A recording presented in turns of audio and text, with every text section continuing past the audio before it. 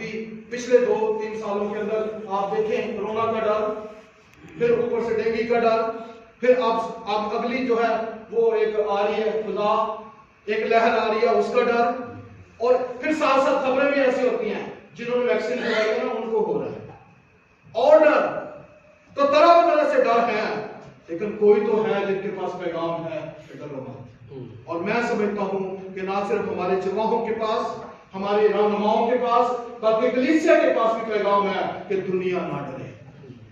فرشتہ کہتا ہے ڈرو مت، کیونکہ دیکھو میں تمہیں بڑی خوشی کی بشارت دیتا ہوں۔ چھوٹی بشارت نہیں ہے، چھوٹی خوشی نہیں ہے، اور اسی لیے اس تہوار کو، جس کو انگریزی میں کرسمس کہتے ہیں، ہم تو بچپن سے کرسمس کہتے رہے تھے، پھر ایک اور نام سنتے تھے بڑا دن، اور میں سمجھتا ہوں بڑے دن پر ہی بڑی خوشی ہے، مسیحوں کے لیے بڑی خوشی ہے، اور اس خوشی کے اندر ایک بڑی بشارت ہے، اور بغیر بشارت کے کوئی بڑا دن نہیں ہے۔ بشارت کیا ہے؟ لکھا ہے کہ یہ بشارت تمہارے لیے ہے، اور پھر اس کے ساتھ ساتھ ساری امت کے واسطے۔ آپ دیکھیں یہاں پر ایک چھوٹے بندے کی یہ نگہبانی کر رہے ہیں، لیکن آپ ان کو ایک اور منظر، گویا خدمت کا ایک اگلا درجہ ان کو دکھایا جا رہا ہے، ان کی رویا کو بڑھایا جا رہا ہے، ان کے کام کو بڑھایا جا رہا ہے کہ بھئی پہلے تو تم یہاں تک تھے، اب اگلے درجہ میں آؤ کہ تمہارے لیے بشارت ہے، اور یہ بشارت صرف تمہارے لیے نہیں بلکہ ساری امت کے واسطے ہے۔ اور بائبل یہ کہتی ہے کہ 21ویں صدی کے خادموں کو یہ جاننا ہے کہ ان کو خدا نے صرف ایک امت کے لیے نہیں بھیجا، بلکہ اس نے کہا جاؤ ساری دنیا میں جا کر دین کی کیا کرو جی۔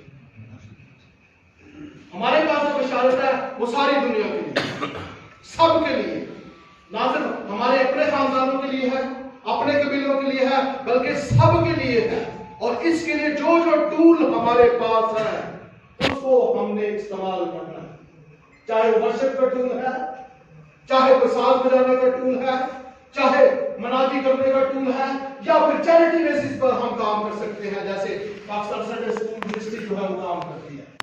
تو جس بھی شیپ میں، جس بھی رول میں، جس بھی کردار میں ہم کر سکتے ہیں، ہمیں دنیا کو بشارت دینی۔ اور فرشتہ نے کہا یہ بشارت خوشی کی بشارت ہے، بڑی بشارت ہے، یہ تمہارے لیے ہے اور ساری امت کے واسطے ہے، اور بشارت کیا ہے کہ آج داؤد کے شہر یعنی بیتلہم تمہارے لیے ایک منجی پیدا ہوا ہے، یعنی مسیح خدا۔ کتنی باتیں، داؤد کے شہر میں پیدا ہونے والا جو ہے وہ منجی ہے اور ایک ہی ہے۔ ہم اس بات پر ایمان رکھتے ہیں کہ دنیا کا نجات دہندہ زمین اور آسمان پر ایک ہی ہے، اور وہ خدا کا بیٹا یسوع مسیح ہے، ایک منجی۔ اور اگرچہ اگلے حصہ میں بتایا گیا یعنی مسیح خداوند، اس کا مطلب ہے مسیح بھی ایک ہی ہے، خداوند بھی ایک ہی ہے، تمہارے لیے ہے ایک منجی یعنی نجات دینے والا۔ اور اگرچہ یہاں یسوع نہیں کہا گیا، لیکن جب ہم متی کی انجیل پڑھتے ہیں تو وہاں یوسف کو پیغام دیا گیا تھا تو اس کا نام یسوع رکھنا، کیونکہ وہ ہی اپنے لوگوں کو ان کے گناہوں سے۔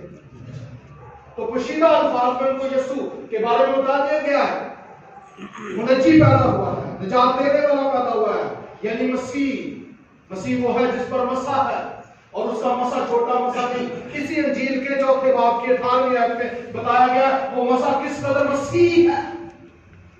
وہ مسح میں آپ کے سامنے پڑھنا چاہوں گا کیسا مسح ہے، اور خداوند یسوع مسیح نے خود اس متن کو ان کے عبادت خانہ میں آ کر پڑھا۔ 17ویں آیت سے شروع کروں گا، لکھا ہے یسایا نبی کی کتاب اس کو دی گئی، اور کتاب کھول کر اس نے وہ مقام نکالا جہاں یہ لکھا تھا کہ خداوند کا روح مجھ پر ہے، خداوند کا روح مجھ پر ہے۔ فرشتہ ان کو کہہ رہا ہے جو آنے والا ہے وہ مسح شدہ ہے۔ خداوند یسوع مسیح جب آئے تو انہوں نے کہا خداوند کا روح مجھ پر ہے۔ کون سا مسح ہے؟ اس لیے کہ اس نے مجھے غریبوں کو خوشخبری دینے کے لیے مسح کیا۔ پھر قیدیوں کے لیے رہائی ہے، اس مسح کے اندر رہائی ہے، اس مسح کے اندر جو ہے خوشخبری پائی جاتی ہے۔ غریبوں کے لیے، پھر اندھوں کے لیے بینائی ہے، جو بھٹکے ہوئے ہیں ان کے لیے بینائی ہے۔ یہ وہ مسیح ہے جو اندھوں کو راہ دکھاتا ہے، اور صرف راہ نہیں دکھاتا بلکہ ان کو اس لائق بنا دیتا ہے کہ وہ ہزاروں ہزار کو راہ دکھانے والے بن جاتے ہیں۔ اندھوں کی بینائی، پھر لکھا ہے کچھ لوگوں کو آزاد کروں۔ اس مسیح کے اندر آزادی ہے، رہائی ہے، بینائی ہے، اور خداوند کے سارے مقبول کی منادی کرو۔ تو دوسرے باب میں واپس آتے ہیں، لکھا ہے کہ وہ منجی ہے، وہ مسیح ہے، وہ خداوند ہے۔ نہ صرف خداوند ہے بلکہ بائبل کہتی ہے وہ خداوندوں کا خدا ہے۔ دنیا میں بتیرے مسیح ہیں لیکن ہمارے مسیح جیسا کوئی نہیں۔ ہم کون ہیں؟ ہم مسیح نہیں، ہم مسیحی ہیں۔ سب بولے ہم کون ہیں؟ مسیحی۔ مسیحی وہ ہے جو مسیح کی صورت پر ہے، جو مسیح جیسا ہے، جو مسیح کا پیروکار ہے۔ تو آنے والے کی بشارت یہ ہے کہ وہ منجی ہے، وہ مسیح ہے، وہ خداوند ہے، اور لکھا اس کا تمہارے لیے یہ نشان ہے کہ تم ایک بچہ کو کپڑے میں لپٹا اور چرنی میں پڑا پاؤ گے۔ پچھلے دنوں 40 سال ہوئے ایک خبر اسلام آباد میں پہنچی، اور ہم سن کر بڑے پریشان ہوئے کہ لوگ کئی بار کلام کی بجائے اپنی باتیں سناتے ہیں۔ انہوں نے کہا جی فرشتے نے کہا کہ پیدا ہونے والا جو ہے اس کا یہ نشان ہے کہ تم ایک بچہ کو کپڑے میں لپٹا اور چرنی میں پڑا پاؤ گے۔ تو انہوں نے منادی کیا کی جی، انہوں نے کہا دنیا کے سارے بچے ننگے پیدا ہوتے ہیں لیکن مسیح وہ ہے جو کپڑے میں لپٹا ہوا پیدا ہوتا ہے۔ بڑے پریشان ہوئے خبر سن کر، اور میں بھائیوں یہ کہوں گا، دوستوں یہ کہوں گا، خدا کے خادموں جو بعض ایسے بھی ہیں جو مجھ سے سینئر ہیں، مجھ سے زیادہ پڑھے لکھے ہیں، میں یہ کہوں گا جب بھی آپ منادی کرو تو کلام کی منادی کرو۔ اس کرسمس پر میں یہ کہوں گا کہ ہمیں کلام کی منادی کرو، جو کچھ کلام کہہ رہا ہے اپنی طرف سے نہیں، دائیں بائیں سے نہیں۔ کئی بار ہم کہانیاں سناتے ہیں، یہاں جب یہ کہا گیا تو ہم نے وہ خبر سنی تو پھر ہم نے ڈھونڈنا شروع کیا کہ یہ کیا بات ہے، تو خداوند نے یہ حوالہ ہمارے سامنے رکھا، اور اس حوالے میں جب ہم اوپر والا پورشن پڑھتے ہیں تو وہاں صاف لکھا ہے دوسرے باب کی 7ویں آیت میں لکھا ہے، اور اس کا پہلوٹا بیٹا پیدا ہوا اور اس نے اس کو کپڑے میں لپیٹ کر چرنی میں رکھا۔ کس نے؟ مقدسہ مریم نے۔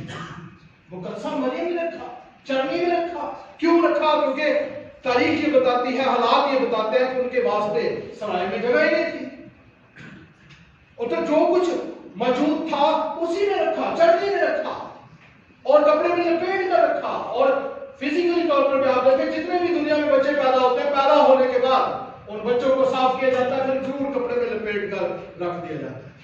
تو کچھ کوئی انہونی بات نہیں۔ تو ان ایسے خاتموں سے میں بچنا بھی ہے، ایسے لوگوں سے بچنا بھی ہے، اور خود بھی کبھی ایسی ڈگر پر نہیں جانا۔ اور لکھا ہے کہ یہ نشان ہے تمہارے لیے، تم ایک بچے کو کپڑے میں لپٹا اور چرچ میں پڑا پاؤ گے۔ اور لکھا ہے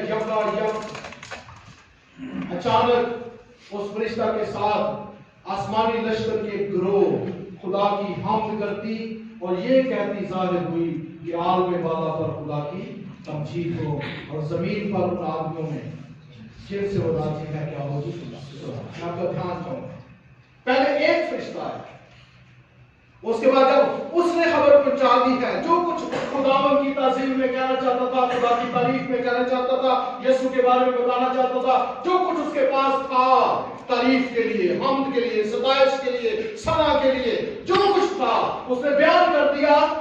تو اس کے ساتھ میں ایک گروہ آئی ہے، کیا کہہ رہی ہے؟ عالم بالا پر خدا کی تمجید ہو، اور زمین پر ان آدمیوں میں جن سے وہ راضی ہے سنا۔ اور یہ آسمانی کوائر کی ایک خوبصورت تصویر ہے۔ اور آج میں یہ سمجھتا ہوں کہ اس 2021 کے اندر یہ بھی خبر ہمیں عام کرنے کی ضرورت ہے، یہ کام عام کرنے کی ضرورت ہے۔ کلیسیاں اور ہی ماحول میں جا رہی ہیں۔ بعض اوقات ون مین شو ہوتا ہے، بعض اوقات ایسے لگتا ہے جیسے کوئی ڈرامہ دیکھا جا رہا ہے، بعض اوقات ایسے جگہ پیش کیا جا رہا ہے جیسے کوئی شو پیش کیا جا رہا ہے۔ ایک بندہ آ کر بس گاتا رہتا ہے، باقی لوگ ایسے منہ دیکھتے رہتے ہیں۔